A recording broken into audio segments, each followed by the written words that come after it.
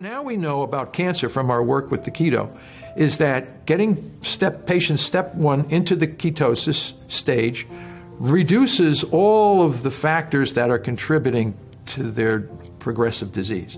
It gives us a little bit of an opportunity to now think of other things. Is this tumors cancer or all cancer? All cancer. Every cancer needs glucose and glutamine, okay? Blood cancers, breast cancers, colon cancers, bladder cancers, brain cancers, all these different cancers. They all have the same metabolic demand. Why? Because their respiration is defective. So cancer comes as the result of the mitochondria's damage over a chronic period, forcing the cell into this ancient fermentation pathway, which involves 2 prime fuels, which is glucose and glutamine. Both of these fuels impact on each other and are powerfully synergistic. So when we use keto alone, we shut down the glucose arm of this pathway. But the glutamine, and it depends on the cell. Some cells are very more glutamine dependent than glucose dependent, like cells of our immune system, blood cancers and these things. They require a lot of glutamine. Nobody targets glutamine. So in the brain tumors like glioblastoma, you have 2 different kinds of cells. The stem cells proliferating like crazy are primarily glucose dependent, less glutamine. But these highly invasive mesenchymal neoplastic cells are more glutamine dependent than glucose dependent. So what we do is simply target both, and we'll kill both cell types.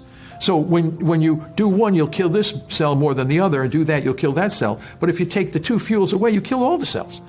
So, and not only that, when the patients and the mice come into these therapies, they have other problems. Like our mice don't have type 2 diabetes, but some people do. And as we begin to treat the cancer, we notice, whether it's breast cancer, brain cancer, we notice that there are other ailments like diabetes and other metabolic disturbances gradually disappear and become much, much lower, along with the elimination of their tumor. So they begin to emerge from this therapy healthier than when they started. And the goal is not to induce toxicity or any kind of a disturbance. The question is, of course there are a lot of people that are surviving cancer with current therapies.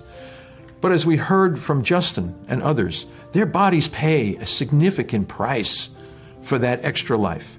We think we can do that without the toxicity and actually extend longer life. Not only that you had a terminal cancer, but the fact that you can even now extend life far longer than you ever would have imagined.